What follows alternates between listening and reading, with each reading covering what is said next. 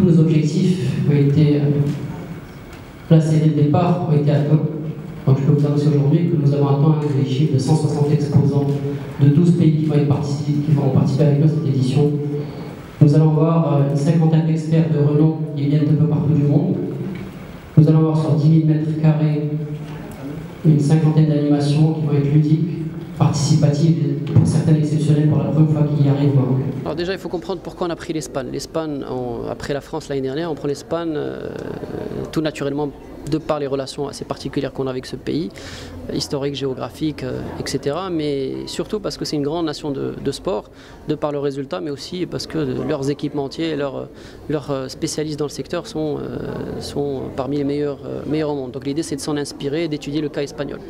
Cette année, la thématique majeure du salon, c'est les nouvelles technologies au service de la performance sportive. Donc on pourra, à travers des exposants qui viennent de l'étranger, mais aussi marocains, qui vont révéler un certain nombre de nouvelles technologies liées au sport pour la première fois au Maroc. Nous avons des conférences qui traiteront de la question, nous avons des animations qui traiteront aussi de la question, puisque nous avons un certain nombre de disciplines qui seront présentées à travers des nouvelles technologies. Donc l'idée c'est que les gens peuvent venir s'essayer à certaines disciplines à travers des simulateurs.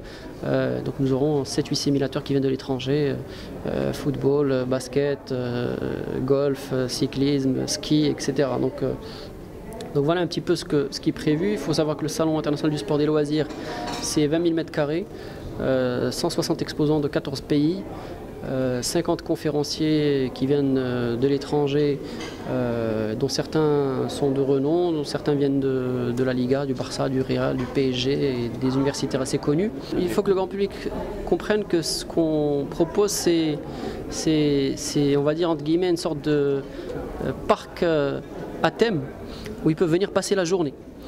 Comme j'ai dit, c'est pour toute la famille, on peut poser le petit à telle animation, on peut participer nous à telle conférence, madame peut faire, comme j'ai dit, du fitness ou assister à autre chose, on peut acheter des produits, on peut s'inscrire à la salle, on a un espace bien-être qu'on a monté pour la première fois, il faut le dire, où tout est gratuit. Déjà, il faut savoir qu'à l'intérieur, tout est gratuit, il n'y a aucune activité n'est payante. Et donc cet espace bien-être, vous pouvez venir rencontrer un coach sportif qui peut échanger avec vous, des nutritionnistes, vous pouvez rencontrer, faire de la kiné, de l'acupuncture, etc. Voilà, donc il y a un espace déjeuner où les gens peuvent venir manger, donc on peut venir le matin, passer même la journée si on veut. Grand honneur des côtés de l'organisation de nous faire partie de ces salons-là. Comme vous savez, l'Espagne au niveau international, c'est une référence dans le domaine du sport et on veut que le Maroc aussi profite de cette expérience, de cette expertise. On veut montrer aux sociétés marocaines notre savoir-faire. Dans ce contexte-là, il y aura plus de 15 sociétés espagnoles qui vont participer, vont montrer ces technologies, ces produits, ces domaines. Et on ne va pas rester seulement dans le domaine commercial. On veut aussi qu'il y ait une présence espagnole dans les conférences. Il y aura par exemple des représentants des championnats espagnols de foot, de Barça, du Real, de l'organisation du championnat de la Liga. Et il y aura une présence dans tous les niveaux, pas seulement commercial, aussi dans le domaine des conférences et avec des grands experts de pourquoi le succès du sport espagnol.